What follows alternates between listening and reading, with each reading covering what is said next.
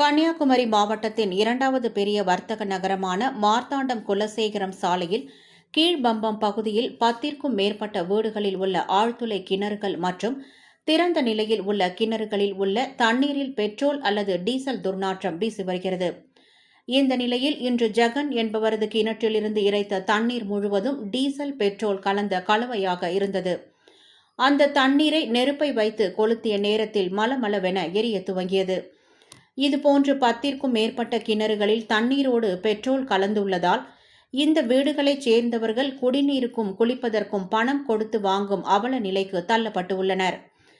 இந்த பகுதியில் அரசு போக்குவரத்து பணிமனை மற்றும் 10ற்கும் மேற்பட்ட பெட்ரோல் பங்குகள் உள்ளதால் எங்கிருந்தாவது கசிந்து கிணறுகளில் பெட்ரோல் கலந்து உள்ளதா என சுகாதாரத்துறை, நகராட்சி பெட்ரோலியத்துறை அதிகாரிகள் நடவடிக்கை எடுக்க வேண்டும் என்று கோரிக்கை விடுத்துள்ளனர். கன்னியாகுமரி மாவட்டம் குளுத்துறை நகராட்சி மார்த்தாண்டம் அருகில் குலசேகர ரோடு கீழ்பம்பம் பகுதியில் கடந்த சில வாரங்களாக 10க்கும் மேற்பட்ட கிணறுகளில் பெட்ரோல் டீசல் கலந்த கலவையாக குடிநீர் வருகிறது என்று பொதுமக்கள் நகராட்சிக்கு தகவல் தெரிவித்தனர். இதன் மூலம் நகராட்சி அதிகாரிகளும் வந்து பார்வையிட்டனர். தற்போது இந்த பல்வேறு கிணறுகளில் ஆய்வு செய்யும் போது பெட்ரோல் டீசலுடைய கலவை கலந்திருப்பது தெரிய வருகிறது.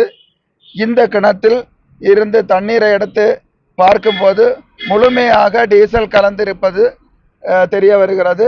இந்த டீசல் கலந்திருக்கக்கூடிய காரணத்தால் இந்த பகுதியில் 15க்கும் மேற்பட்ட ஆழ்துளை கிணறு மற்றும் திறந்தவெளி கிணறுகளில் அந்த கிணற்று நீரை நம்பி தாங்கள் குடிநீர் ஆதாரமாக பயன்படுத்தக்கூடிய சூழ்நிலையில் இன்றைக்கு கடந்த 3-4 வாரத்திற்கு மேலாக மக்கள் பாதிக்கப்பட்டு கொண்டிருக்கிறார்கள்.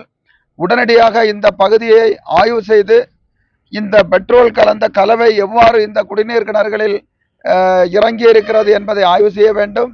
அதற்கு மாசு கட்டுப்பாட்டு வாரியம் மற்றும் பெட்ரோலியத்துறை மற்றும் நகராட்சியினுடைய சுகாதாரத்துறை எல்லாம் இணைந்து ஆய்வு மேற்கொண்டு பாதிக்கப்பட்ட மக்களுக்கு உடனடியாக அவர்களுடைய கிணறுகளை சுத்தம் செய்வதற்கு அதற்கான போதிய நிவாரணம் அளிக்க வேண்டும்.